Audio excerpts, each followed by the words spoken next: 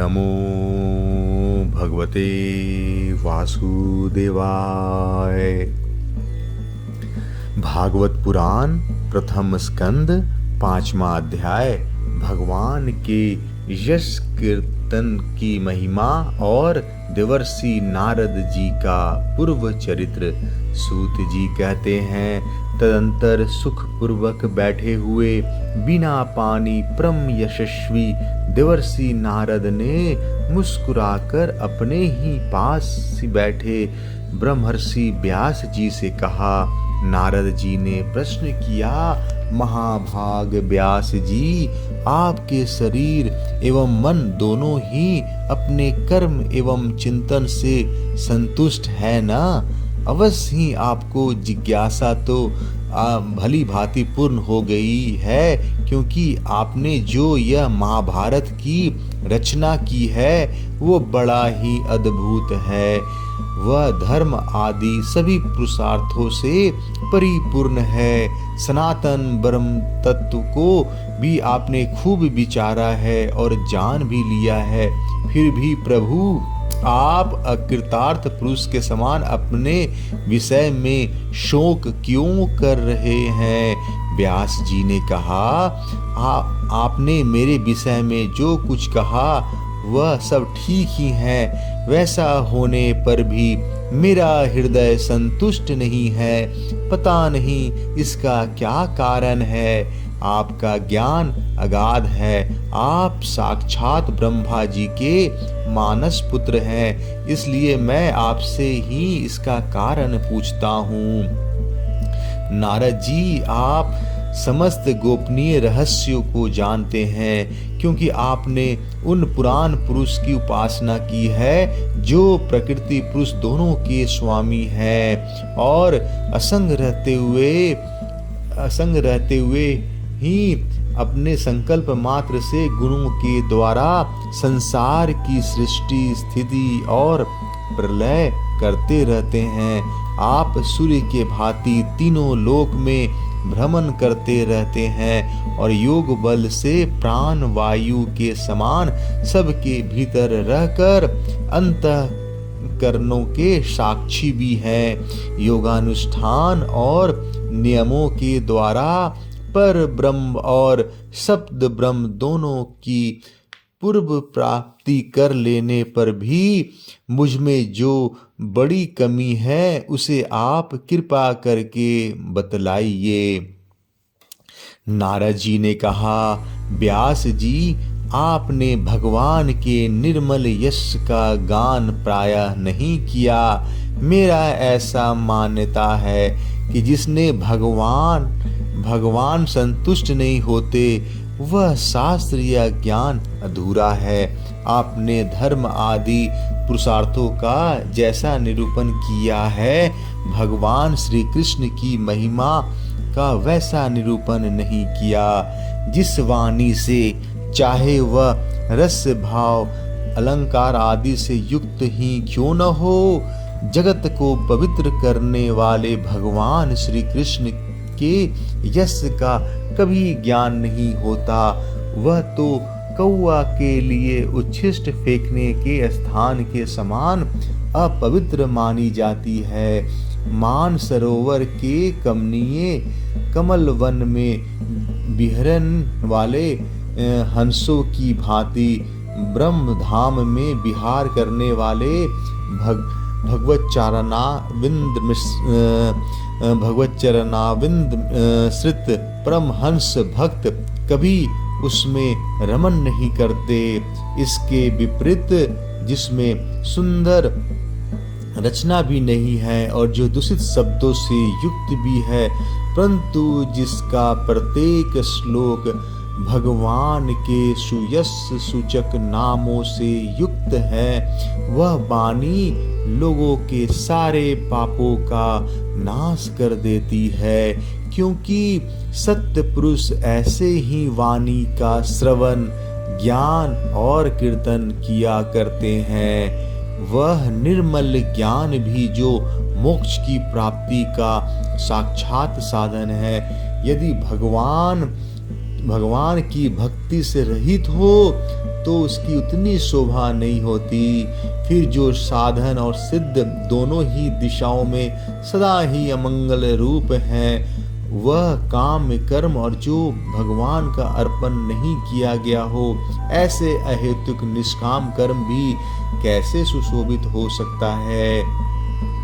महाभाग व्यास जी, आपकी दृष्टि अमोघ है, आपकी कीर्ति पवित्र है, आप सत्य परायण एवं दृढ़ व्रत हैं। इसलिए अब आप संपूर्ण जीवों को बंधन से मुक्त करने के लिए समाधि के द्वारा अचिंत्य शक्ति भगवान की लीलाओं का स्मरण कीजिए। जो मनुष्य भगवान की लीला के अतिरिक्त और कुछ कहने की इच्छा करता है, वह उस इच्छा से ही निर्मित अनेक नाम और रूपों के चक्कर में पड़ जाता है। उसकी बुद्धि भेदभाव से भर जाती है, जैसे हवा के झंकोरों से डगमगाती हुई डोंगी को कहीं भी ठहरने का ठौर नहीं मिलता, वैसे ही उसकी चंचल बुद्धि कभी भी स्थिर नहीं हो पाती। संसारी लोग स्वभाव से ही विषयों में फंसे हुए हैं। धर्म के नाम पर आपने उन्हें निंदित पशु हिंसा युक्त सकाम कर्म करने की भी आज्ञा दे दी है।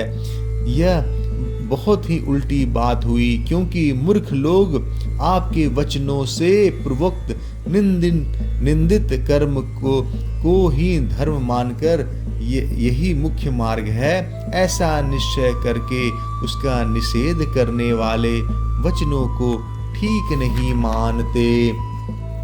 भगवान अनंत हैं, कोई विचारवान ज्ञानी पुरुष ही संसार की ओर से निवृत्त होकर उनके स्वरूप भूत परमानंद का अनुभव कर सकता है।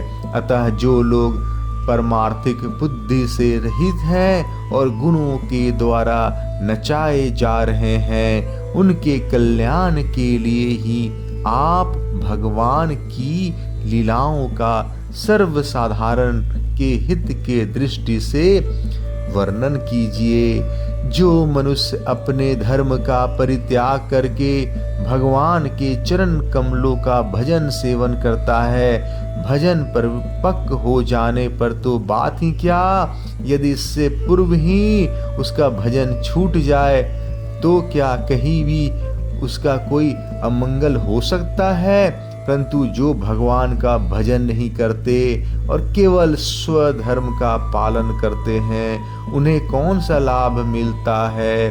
बुद्धिमान मनुष्य को चाहिए कि वह उसी वस्तु की प्राप्ति के लिए प्रयत्न करे जो तिनके से लेकर ब्रह्मा पर्यंत समस्त ऊंची नीची योनियों में कर्मों के फल स्वरूप आने जाने पर भी स्वयं प्राप्त नहीं होती। संसार के विषय सुख तो जैसे बिना चेष्टा के दुख मिलते ही हैं, वैसे ही हैं कर्म के फल स्वरूप में अचिंत गति समय के फेर से सबको सर्वत्र स्वभाव से ही मिल जाते हैं। व्यास जी, जो भगवान श्री कृष्ण के चरणारविंद का सेवक है, वह भजन न करने वाले कर्मी मनुष्यों के समान दैवात कभी बुरा भाव हो जाने पर भी जन्म मृत्युमय संसार में नहीं आता।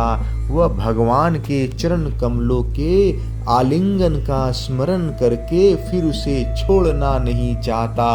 उसे रस का चस्का जो लग चुका है, जिसने जगत की उत्पत्ति स्थिति और प्रलय होते हैं, वे भगवान ही इस विश्व के रूप में भी हैं। ऐसा होने पर भी वे इससे विलक्षण है, इस बात को आप स्वयं जानते हैं। तथापि मैंने आपको संकेत मात्र कर दिया है, व्यास जी, आपकी दृष्टि अमोघ है। आप इस बात को जानिए कि आप पुरुषोत्तम भगवान के कलावतार हैं। आपने अजन्मा होकर भी जगत के कल्याण के लिए जन्म ग्रहण किया है, इसलिए आप विशेष रूप से भगवान की लीलाओं का कीर्तन कीजिए। विद्वानों ने इस बात का निरूपण किया है कि मनुष्य की तपस्या, वेदाध्यान, यज्ञानुष्ठान, स्वाध्याय, ज्ञान और दान का एकमात्र प्रयोजन यही है कि पूर्ण कृति श्री कृष्ण के गुणों और लीलाओं का वर्णन किया जाए। मुने, पिछले कल्प में अपने पूर्व जीवन में ही मैं वेदवादी ब्राह्मणों की एक दासी का लड़का था। वे योगी वर्षा ऋतु में एक स्थान पर चातुर्मास कर रहे थे। बचपन में ही मैं उनकी सेवा में नियुक्त कर दिया गया था। मैं यद्यपि बालक था, फिर भी किसी प्रकार की चंचलता नहीं करता था। जितेंद्रिय था, खेल कूद में दूर रहता था और आज्ञा अनुसार उनकी सेवा करता था। मैं बोलता भी बहुत कम था। मेरे इस शील स्वभाव को देखकर समदर्शी मुनियों ने मुझ सेवक पर अत्यंत अनुग्रह किया। उनकी अनुमति प्राप्त करके बर्तनों में लगा हुआ जूठन मैं एक बार खा लिया करता था। इससे मेरे सारे पाप धुल गए। इस प्रकार उनकी सेवा करते करते मेरा हृदय शुद्ध हो गया और वे लोग जैसा भजन पूजन करते थे उसी में मेरा भी रुचि हो गई। प्यारे व्यास जी, उस सत्संग में उन लीला गान परायण महात्माओं के अनुग्रह से मैं प्रतिदिन श्री कृष्ण की मनोहर कथाएं सुना करता। श्रद्धा पूर्वक एक एक पद श्रवण करते करते प्रिय कीर्ति भगवान में मेरी रुचि हो गई। महामुने, जब भगवान में मेरी रुचि हो गई तब उन मनोहर कीर्ति प्रभु में मेरी बुद्धि भी निश्चल हो गई। उन बुद्धि से मैं इस संपूर्ण सत और असत रूप जगत को अपने पर ब्रह्म स्वरूप आत्मा में माया से कल्पित देखने लगा। इस प्रकार शरद और वर्षा, इन दो ऋतुओं में तीनों समय उन महात्मा मुनियों ने श्री हरि के निर्मल यश का संकीर्तन किया और मैं प्रेम से प्रत्येक बात सुनता रहा। अब चित्त के रजोगुण और तमोगुण को नाश करने वाली भक्ति का मेरे हृदय में प्रादुर्भाव हो गया। मैं उनका बड़ा ही अनुरागी था, विनयी था। उन लोगों की सेवा से मेरे पाप नष्ट हो चुके थे। मेरे हृदय में श्रद्धा थी, हृदयों में संयम था एवं शरीर, वाणी और मन से मैं उनका आज्ञाकारी था। उन दीन वत्सल महात्माओं ने जाते समय कृपा करके मुझे उस गौतम ज्ञान का उपदेश किया जिसका उपदेश स्वयं भगवान ने अपने श्री मुख से किया है। उन उपदेश से ही जगत के निर्माता भगवान श्री कृष्ण की माया के प्रभाव को मैं जान सका, जिसके जान लेने पर उनके परम पद की प्राप्ति हो जाती है। सत्य संकल्प व्यास जी, पुरुषोत्तम भगवान श्री कृष्ण के प्रति समस्त कर्मों को समर्पित कर देना ही संसार के तीनों तापों का एकमात्र औषधि है। यह बात मैंने आपको बतला दी। प्राणियों को जिस पदार्थ के सेवन से जो रोग हो जाता है, वही पदार्थ चिकित्सा विधि के अनुसार प्रयोग करने पर क्या उस रोग को दूर नहीं करता। इसी प्रकार यद्यपि सभी कर्म मनुष्य को जन्म मृत्यु रूप संसार के चक्र में डालने वाले हैं, तथापि जब वे भगवान को समर्पित कर दिए जाते हैं तब उनका कर्मपना ही नष्ट हो जाता है। इस लोक में जो शास्त्र विहित कर्म भगवान की प्रसन्नता के लिए किए जाते हैं, उन्हीं से पराभक्ति युक्त ज्ञान की प्राप्ति होती है।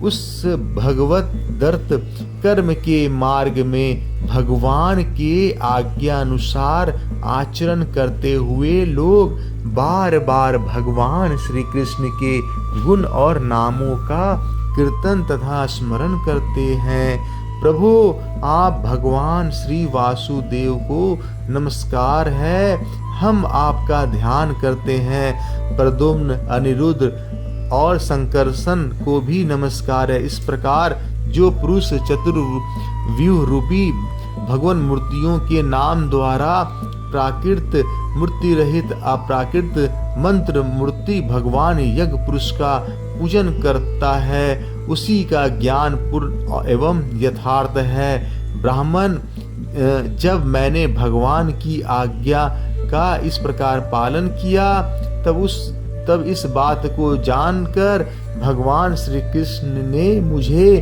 आत्मज्ञान, ईश्वर और अपनी भाव रूपा प्रेमा भक्ति का दान किया। व्यास जी, आपका ज्ञान पूर्ण है, आप भगवान की ही कीर्ति का, उनकी प्रेममयी लीला का वर्णन कीजिए। इसी से बड़े बड़े ज्ञानियों की भी जिज्ञासा पूर्ण होती है। जो लोग दुखों के द्वारा बार बार रौंदे जा रहे हैं, उनका उनकी दुखों के द्वारा बार बार दुखों की शांति इसी से हो सकती है और कोई उपाय नहीं है। जय श्री कृष्णा। 5वां अध्याय समाप्त।